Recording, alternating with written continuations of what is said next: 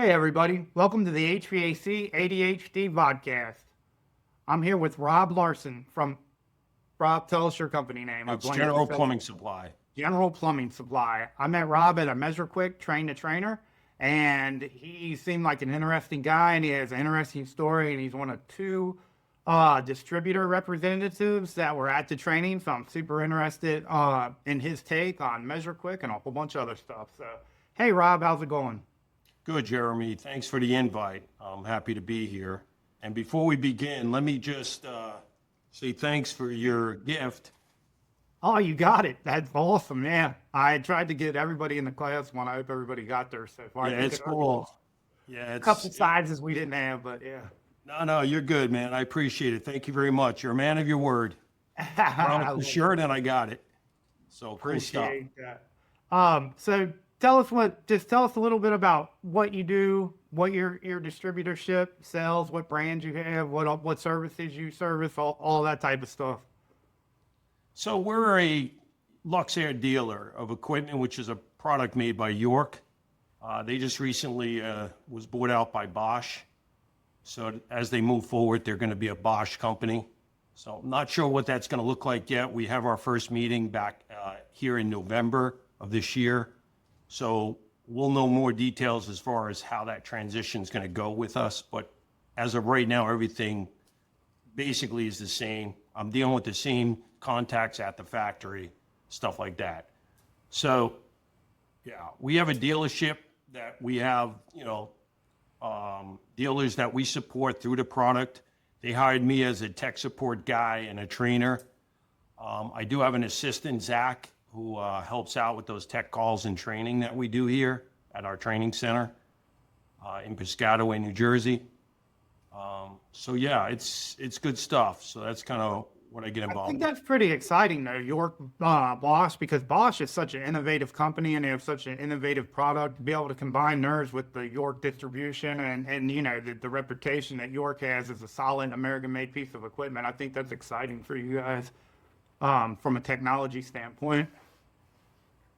Yeah, I agree. I think that's where it's going, right? So from what I understand, Bosch really pushes, not that Luxair didn't push the training part of it, because I've been at the factory a couple of times, and they really kind of keep you up, make sure you keep up with your training and make sure you keep up with training for your dealers.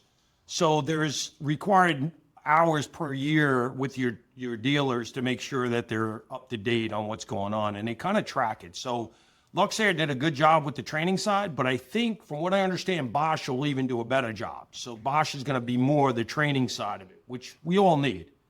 There's a lot of guys at the top level of our industry right now that are doing a lot of innovative things with the Bosch product. On LinkedIn, you'll see there's a couple guys, a friend of mine, Tim, and a couple other guys that have really latched onto that Bosch brand because of the versatility of their inverter and their non-inverter non-communicating inverter products. And I'm actually going to be commissioning my first Bosch system next Monday. I used it in one of my designs, and it kind of plays into this conversation a little bit because the thing that we all thought was really cool, the streaming feature of MeasureQuick, we're going to be using so that my friend Tim, who knows everything about Bosch and how to commission it, can be seeing what I'm seeing while we're doing the commissioning, so he can help me dial it in, so to speak. So that's pretty cool.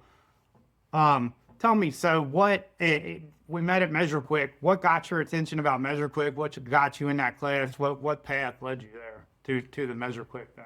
So again, I was hired about 7 years ago out of the field. So I'm close to 42 years in the field. Love it. I whistle to work every day, Jeremy. I love this field, even as long as I've been doing it.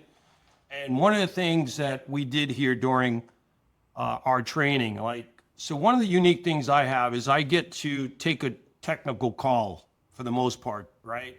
And as these tech calls come in from our dealers, I'm like, wow, I didn't realize maybe these guys are struggling in certain areas. So I've collected those tech calls and I've created classes to focus in on what the guys are having problems with. And my findings actually is more of a technical problem, because most of the guys we deal with are technically sound. They know what they're doing. They're good tech guys. They got some basic stuff for the most part. The biggest challenge I find that they're facing is is kind of like the therapy part of it. Like I feel like I'm a therapist because That's hilarious. they get so caught up in everything other than what the problem is. They lose their sequence of operation, which I like to call it, right? Because they start at A and then they wind up skipping B and C and they go to someplace else. And I'm like, no. Don't, keep your path, keep the sequence.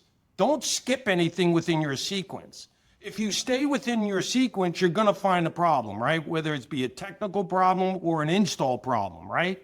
So what MeasureQuick does, which I love, and that's one of the things we started training here, MeasureQuick allows you, it takes you step to step. It doesn't allow you to skip a step, right? So that's what I loved about it. And that's kind of where my focus is right now, is to make sure I implement MeasureQuick within our dealership. So when they're having challenges, they're using the same information as that's required for me to be able to give them technical support. So, and then from the training side of it, what I found prior to MeasureQuick, what I found myself doing was teaching guys how to do static pressure tests, teaching them how to do gas pressure, heat rise, temperature rise, refrigerant checks and stuff. And for the most part, when you separate those types of training and you basically teach somebody how to do static pressure, if they don't understand what it means and why they're doing it, it falls apart. They don't retain it. So I realize when I do individual classes just to teach them individual stuff, they don't retain it as long as they should. So what I started thinking about was, well, listen, what's our ultimate goal is to fill out a startup sheet, right? When it's a new commissioning or a new install. Sure. So I brought startup sheets into every single one of my classes. So I'd show them whatever we're learning has to go within this startup sheet. So that's basically my training. I started over 2 years ago where all my training had to do with startup sheets. And startup sheets could relate to service too, because most service guys go in here and, I'm going to just fix the problem. And they might find a wire burnt off, fix the wire, and they move on. And they shouldn't. They should start just like installs do. Start at A, cover everything so that you don't miss anything. You might find other problems while you're there. And the last thing you want to do is have a callback. So that's kind of where we changed with MeasureQuick, is allowing me to change the way I train so that everything's step. And one of the things, I'll get an opportunity to show you a wall of equipment and different things. And one of the sayings up there is learn the sequence, rule the world. Right. Right. So, Order of operations matters, right? I mean, exactly. I preach it. Like you can't set your refrigerant before you set your airflow. You shouldn't put a heat pump in before you look at the load of the house. I mean, there's a whole bunch of little nuances that order of operations fall into where they really matter a bunch. How do you see MeasureQuick? Like you touched on it a little bit, but how do you see MeasureQuick directly training, like your training sequence in where you said you had the startup sheets? Like take that away. How does MeasureQuick replace that with the guided workflows? Is that what you're planning on teaching through, sort of like how Joe taught us? Yeah, what I like about MeasureQuick is you can go anywhere, right? You can do the startup where you could do the step-by-step, or you could just jump in and focus on one area, whether it be airflow or temperature rise or whatever, which I like. But one of the things, especially with these guys that just don't understand all the numbers yet, the biggest challenge is getting the probe placement, right? Joe always talked about probe placement is the most important thing. And I try to tell, especially new students that are newer to the field, listen, learn where to place the probes and don't worry about the measurements. Just learn how to get the measurements. Because if they write all the measurements down and they don't know what it means, like they got all these numbers down and they're looking at it, not sure what it means. Well, yeah, the first few times you do it, you're not going to understand what it means. But as you write these numbers down and you start getting a pattern going with the way the numbers are coming in, you're going to see challenges. You're going to say, wait a minute, that number seems high or low. But you'll learn what the numbers mean. We could always teach you what the numbers mean, but if you give me bad information in, we're not going to get good information out, right? I can't help you with bad information. Oh, that's a fact. Everything, it's so funny. Like, it doesn't matter if it's a load calculation or if it's a pressure measurement on the commissioning side, it's all garbage in, garbage out. Like, if you're putting bad information in, the result could be anything. And the funny thing is, a lot of guys in this field want to lean on bad numbers. They're like, oh, it's the number I got. I did this, I did that. And, it's the number's the number, but their information going in was all trash. It had nothing to do, it doesn't represent what's really going on there. So the numbers coming out don't represent it. So that is one thing I think MeasureQuick does a good job of kind of getting in front of, because it gives you a lot of warnings when it sees screwy stuff. So it's easy for the techs to get in their mind like, hey, yeah, maybe that's maybe this number. You see a warning over and over again enough times, you're going to start, understanding that maybe you're doing something different. Or you're doing something wrong and you need to do something different. I see in the industry, and I mean, this is just the way the industry is structured a little bit, but there's a lot of shops that isolate install and service, and the install guys don't ever really, some of them don't graduate, we'll say, into service. Like, that's a little more technical. Do you see MeasureQuick changing that dynamic a little bit, where we can see more cross training in shops because of the way MeasureQuick is set up and the ease of understanding what's going on? And in their little marketing, they say we make a junior tech a senior tech. Do you think that is going to help in shops where the install sort of isolated? I see some guys where they're just like, oh, I do install, we're gonna have to get service in here, and they can't diagnose the problem until the service guy gets out there. You think MeasureQuick changes that game a little bit? Oh no, that's a really good question, Jeremy, because that is the biggest hang up when I talk to these guys. And right now, believe it or not, I seem to get a mixed message. So some companies do bring their service guys in after the fact to do the startup, but majority of them say, look, I don't have the resources to do that. I can't just pull a guy off a service call to have, it never lines up. The timing's never there, because by the time the installers are actually done with the install, they're looking to turn the switch on. Most guys are just turning switches on, just, all right, it's working, we'll get the service guy here within the next day or two to actually do a commissioning, and that's not always the best option to do that. So it's going to be interesting, but I believe it is going to be, MeasureQuick will definitely be a tool that installs could use. They just need to learn placement of probes. They don't have to do the math. If they can place the probes after they do their install and run it for 15, 20 minutes, get that recording, send it to their service manager. He can look at that, have a picture, a snapshot of what's going on with that system, whether it's low charge, overcharge, whatever the challenges are, and they can either make adjustments there on the fly and tell the guy, hey, you're grossly overcharged, you're undercharged, let's do this to move forward until a service guy can get out there, or maybe they can just continue to with that start up and install and just move forward if everything passes. So that's a very good, interesting question I'd like to propose to most of my dealers and see how they would move forward with MeasureQuick.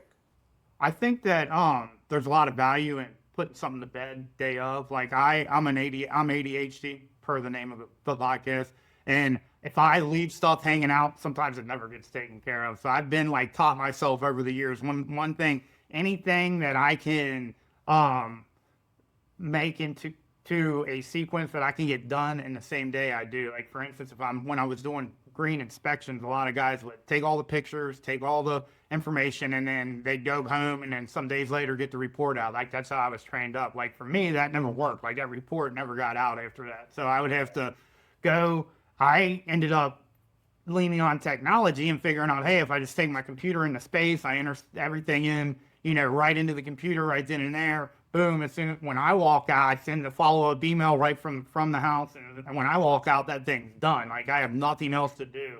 And I look at this install service thing, like, that is goofy to me.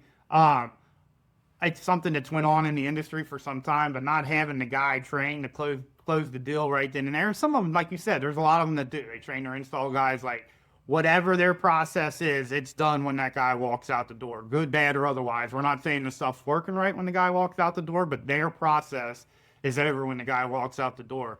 MeasureQuick, I think, gives guys an opportunity to put business to bed the same day, send in a report to the homeowner the same day that says your system's operating the way that, we expect it to, and here's everything that says it's like that, and here's where the benchmark is on your system. Boom, Mr. Homeowner, here's your report. That, the people at the office, their job is done the same day. That job's filed, however people file it.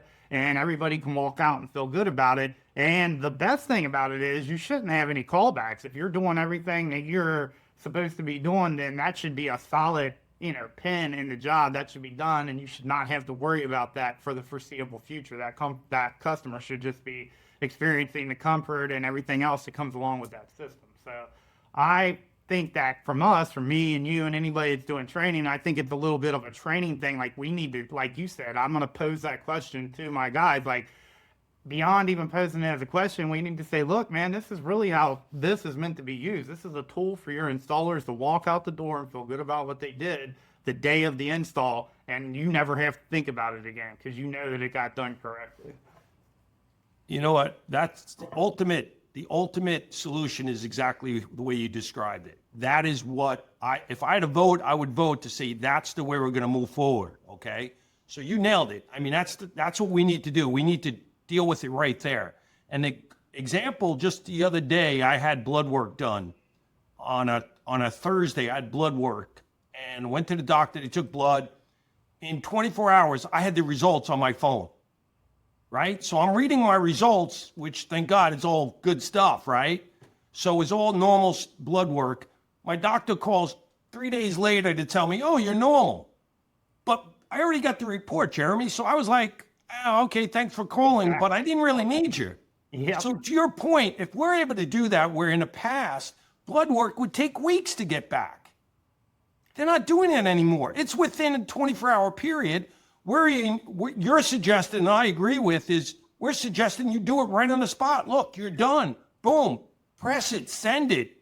That's the results. There's nothing to fudge. There's nothing here. This is what the results say. These are the measurements we took. Here's your results. Let's move on.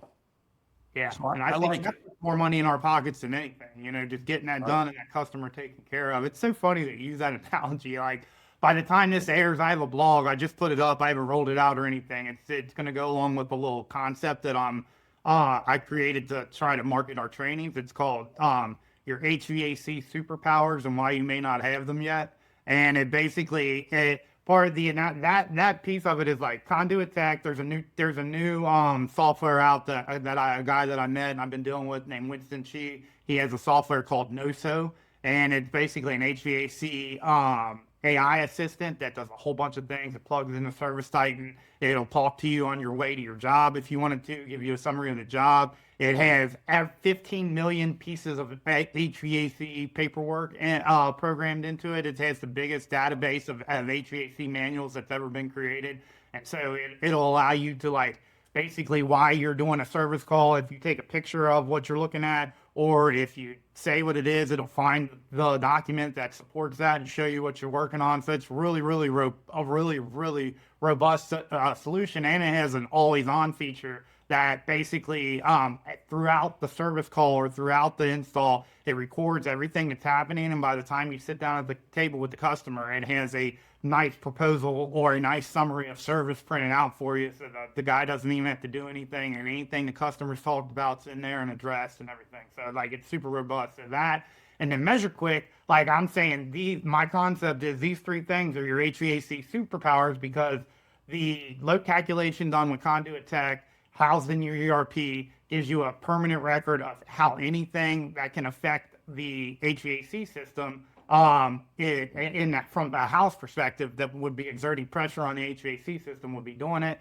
You know what the load is in the perpetuity. If they get new windows, all you have to do is put the windows in and change the load, so that sort of thing. And then with your ERP, your Service Titan, and your NOSO, you have a permanent record of what went on at all these calls. And then MeasureQuick, you have your system benchmark. So all of that basically creates X-ray vision for the house. You know what I mean? It's like these three things are your HVAC superpowers. Using them the way that they're intended, these 3 or 4 pieces of technology give you superpowers that we didn't used to have. We didn't even have it 5 years ago. You know what I mean? It's like we're in a really amazing place.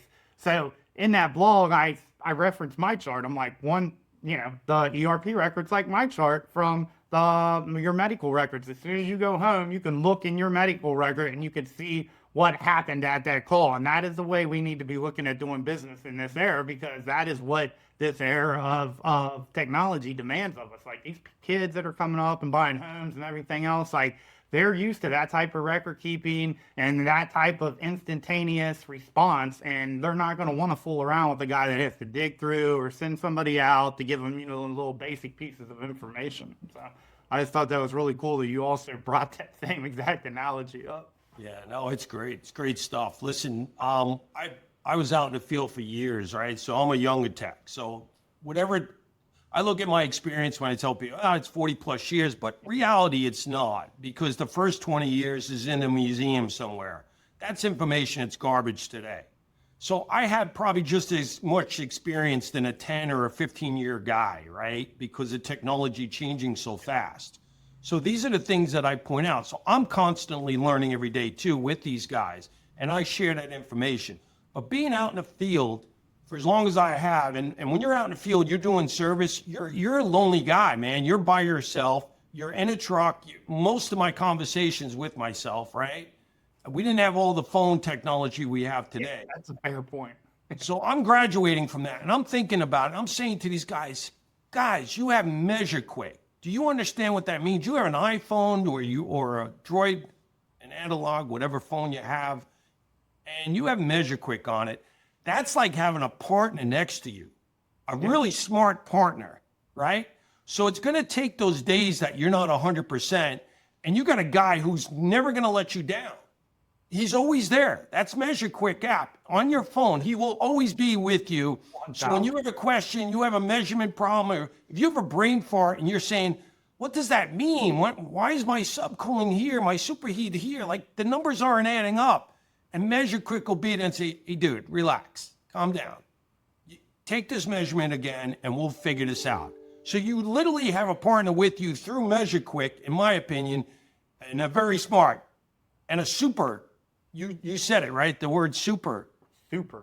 Super. So you have a super partner next to you within MeasureQuick, and that's what I love about it. Yeah, I agree. It's a wild time, that's for sure. Like it's a wild time. What do you think the biggest challenge in the industry is right now? Like overall, like if you had to pick one thing, what would you say the biggest challenge we face in the industry is? Well, listen, I don't have to begin to tell you about manpower. I understand that's every field. Ever since the computer bubble burst, right? Like everybody wanted to be on a computer screen, sitting at a desk in air conditioning space. I get it. Nobody wants to be in an attic. Nobody wants to be on a roof. But for the last couple of years, I'm hoping the trade, especially this next year or so, I'm hoping more guys get the opportunity to go into the trade and start learning this trade. And with the tools that are available, it's not as hard as it used to be, where we had to really figure things out. Now there's a lot of support within the field through apps and the phone use and just tech support generally. And manufacturers seem to understand what the techs are going through. They're making the wiring schematics a lot easier to read. They're color coding it. They're actually putting what the wires mean.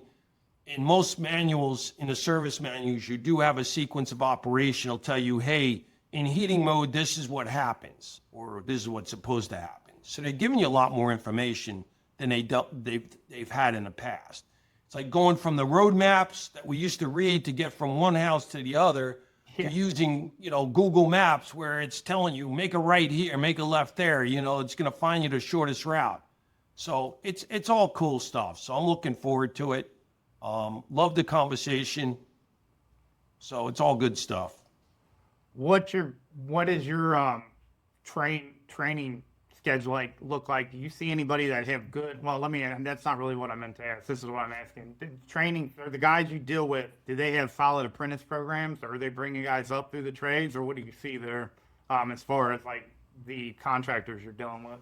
So I'm seeing more guys out of high school. They're hiring guys just as bodies right now that are eager to learn. They want to work with tools. So that's a good thing, right? You have to be able to at least do that, right? So we do have a group coming in, and they basically did that. They lost a lot of their good techs to maybe guys that were paying a little bit more.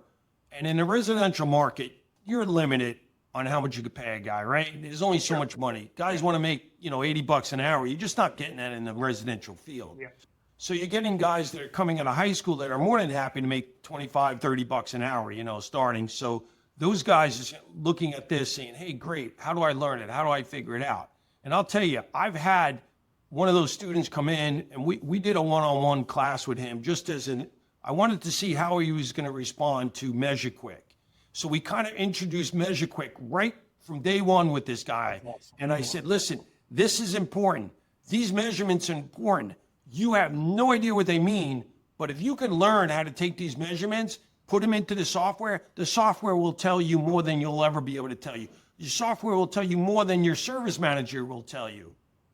So I thought that was a great opportunity for that guy to learn something, learn a field in a short amount of time, right? I can't give him 40 years of experience, but I can give him combined, like just summarize that 40 years and just say, hey, here's the information you need to know. You'll understand why. That will come later when the light bulb goes off, when you figure it out.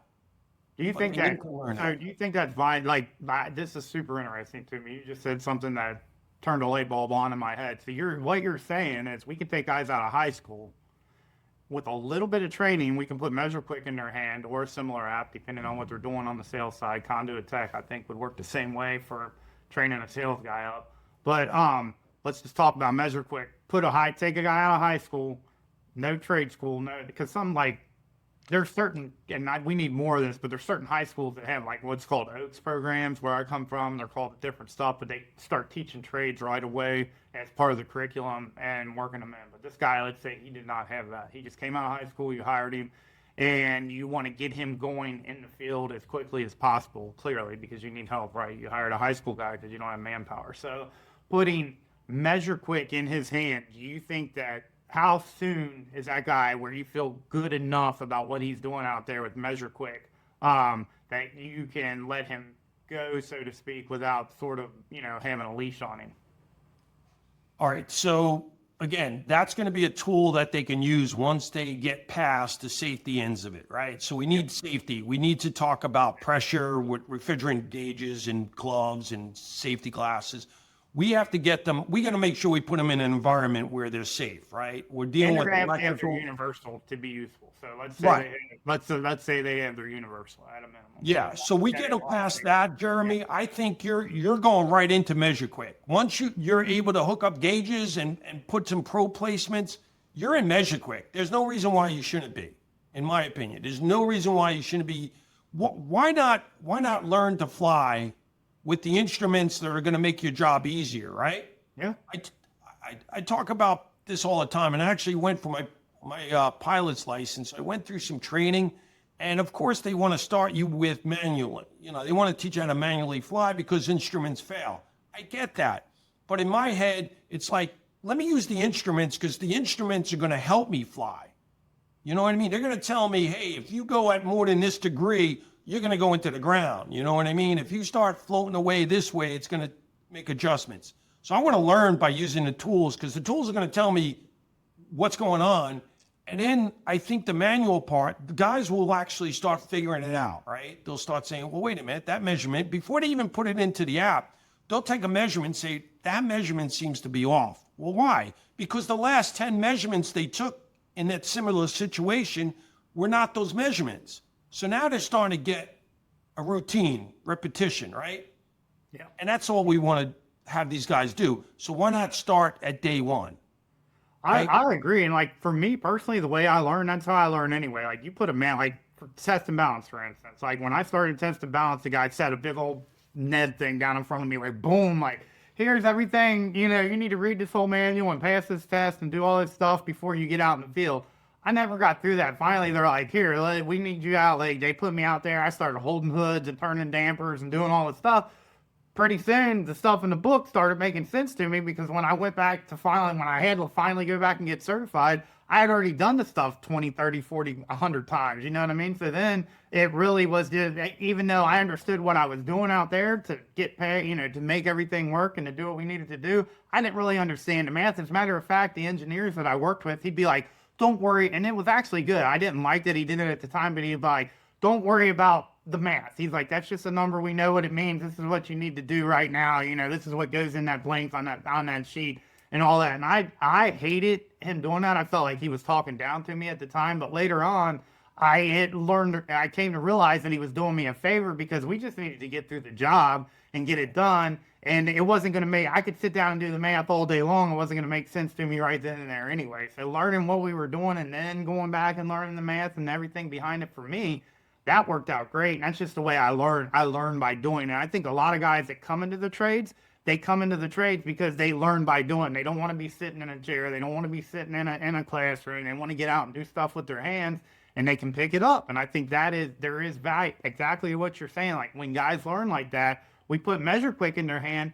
The cool thing about MeasureQuick is not only are they doing, but they're also learning a little bit too, because it's telling you, this is wrong and this is why, and there's little hints. It's not full school, but it's in the field school enough to get a guy, acclimated and going. So I love where you're going with that. I think that even at a high school level, if we could get into some of these high school trade schools and even like, let's not even get into like just HVAC school in general. Like that thing needs a whole entire overhaul. Like there's usually it's guys going through all the refrigerant stuff, all the all the universal stuff, and a little bit more electric and stuff that you need, the basics, but there's no technology introduced. There's no modern concepts introduced. Like there's no load calculation stuff introduced.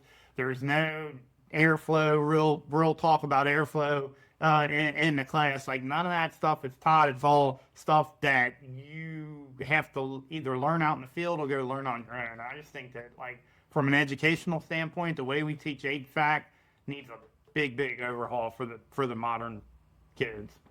All right, great. And you're right about majority of us guys in the field. We learn, well, here, I could be honest with you. I learn, if I have to read something, I have to read it 3 times. At least 3 times to understand what the hell they're talking about, right? And then I have to do it. I have to physically do it, right?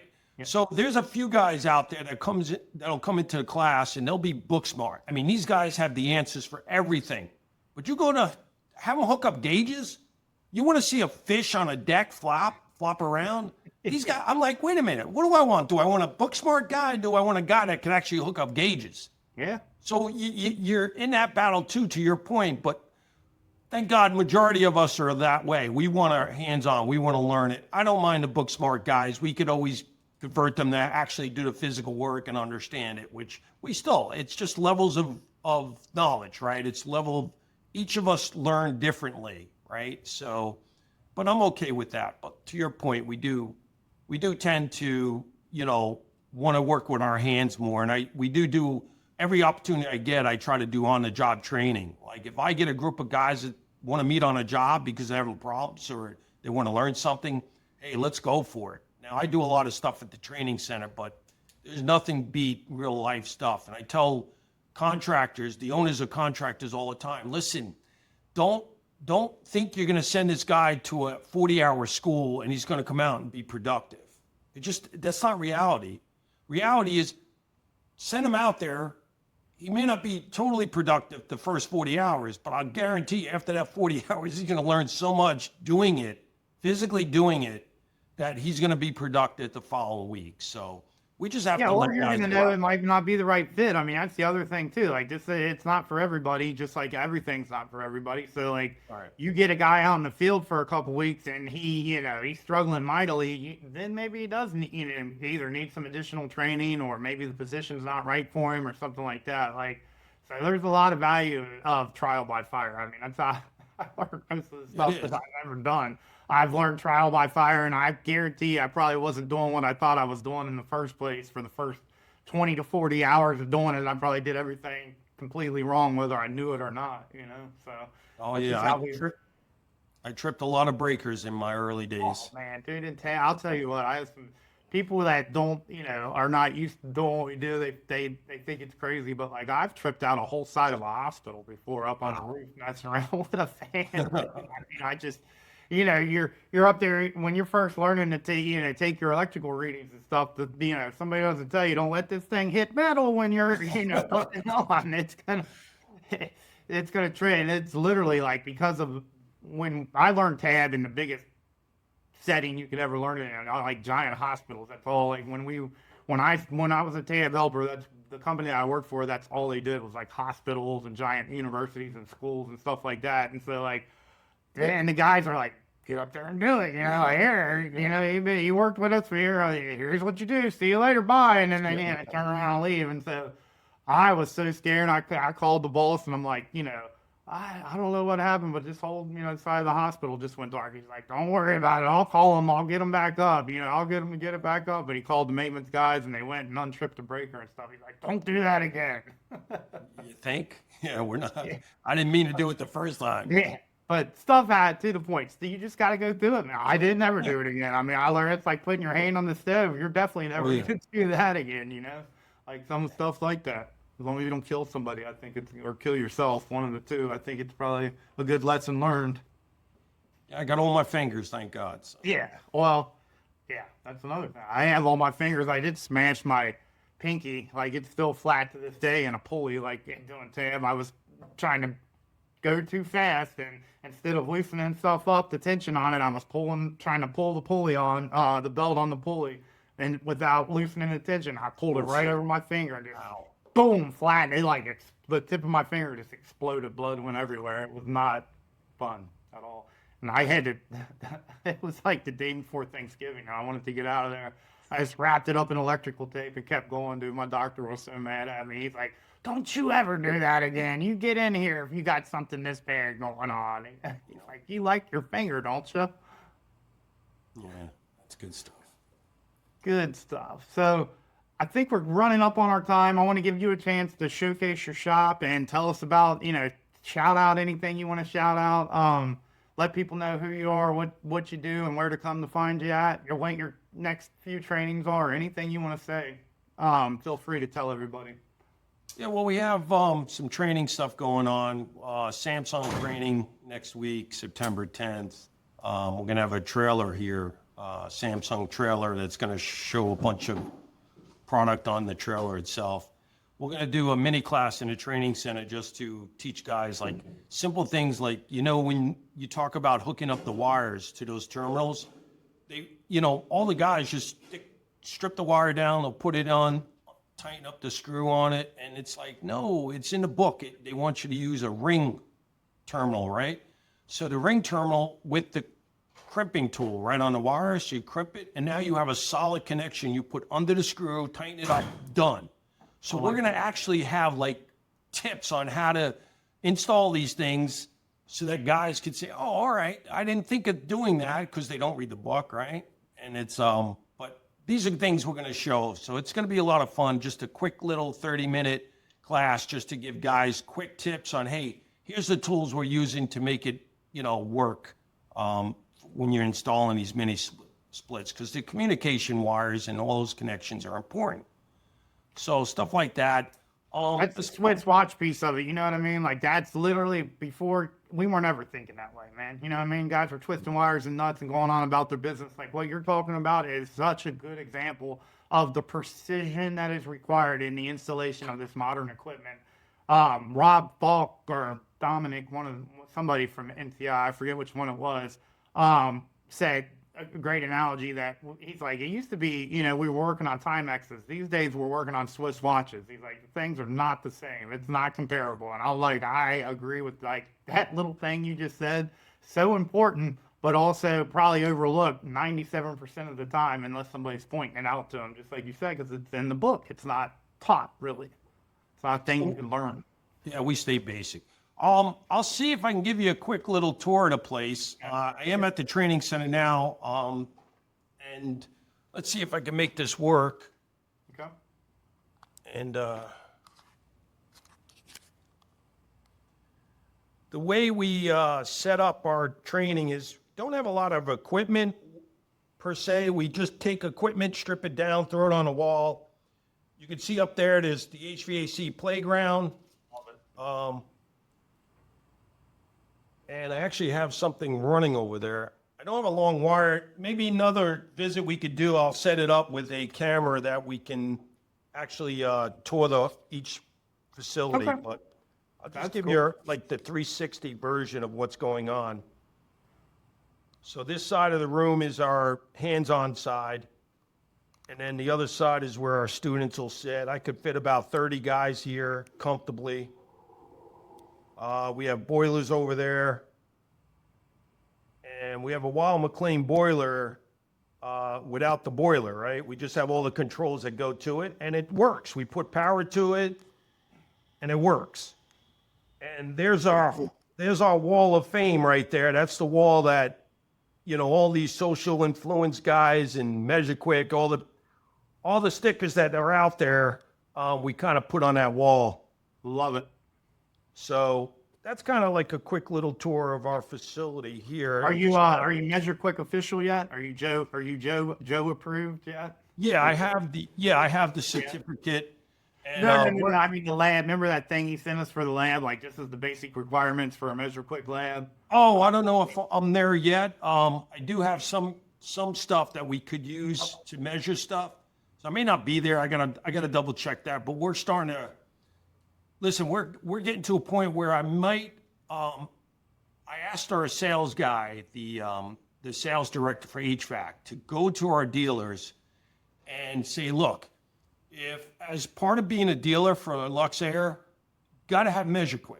We're going to promote MeasureQuick. I don't care if we find a way to co-op it or figure out how to buy the program to get these guys to use it. Yep.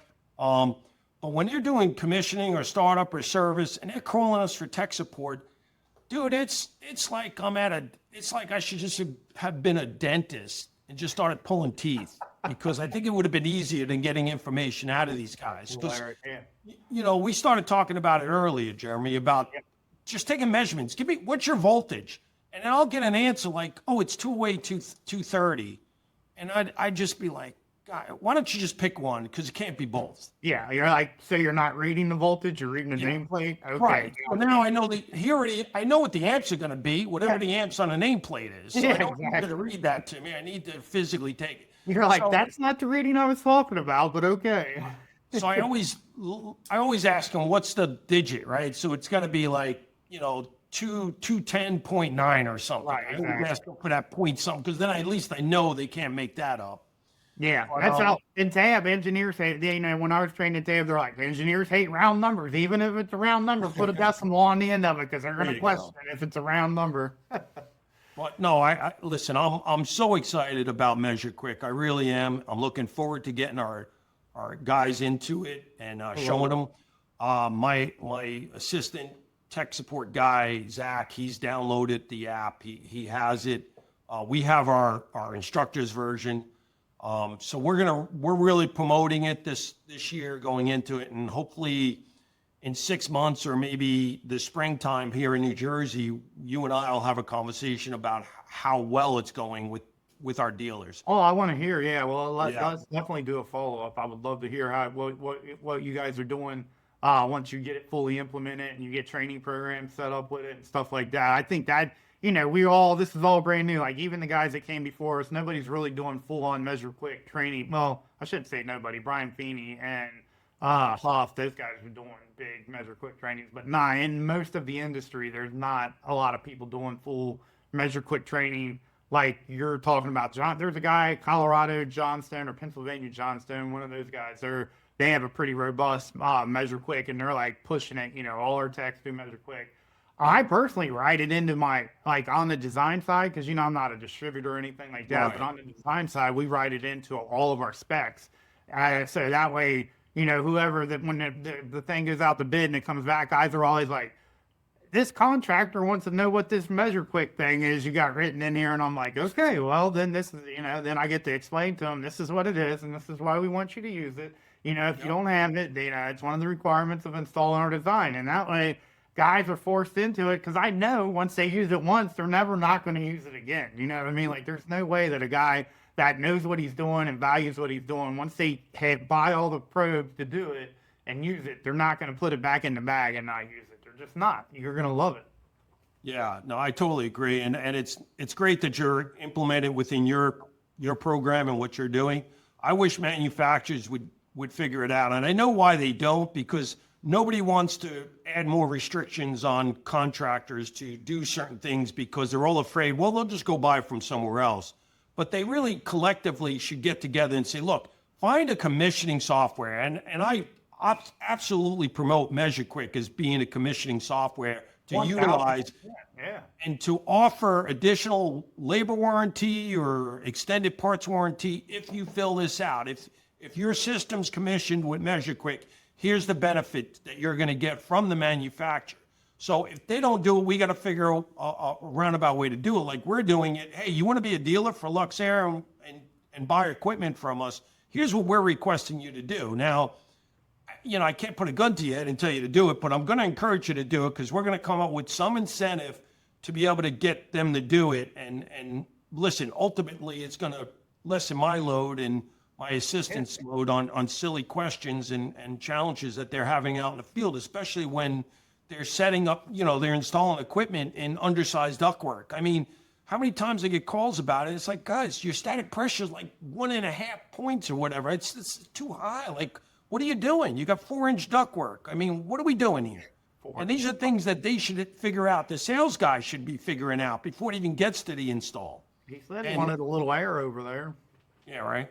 So it's good stuff, and I really appreciate you reaching out and having this conversation, and I'm looking forward to, like you said, the follow-up on it and making sure that, hey, where do we go from here, Yeah, absolutely. So we're going to get ready to get out of here, but this is one thing I ask everybody before they leave. If the world was ending tomorrow and they asked you to write on the wall some advice for the next generation that comes after the civilization is reestablished, what would you write on the wall? What's your one piece of advice for the industry, for the world? It doesn't matter. What would you write? To take every day as a challenge, every day in your life, so that the day that you take your last breath in this world, that you're going to say, I've done everything I could up to this point. I did what I wanted to do up to this point in my life, that there's nothing I left behind. And that's pretty much it. I love it. Love it. All right, Rob, thank you very much. All right, buddy. Good talking to you. Yeah, absolutely. Love it, man.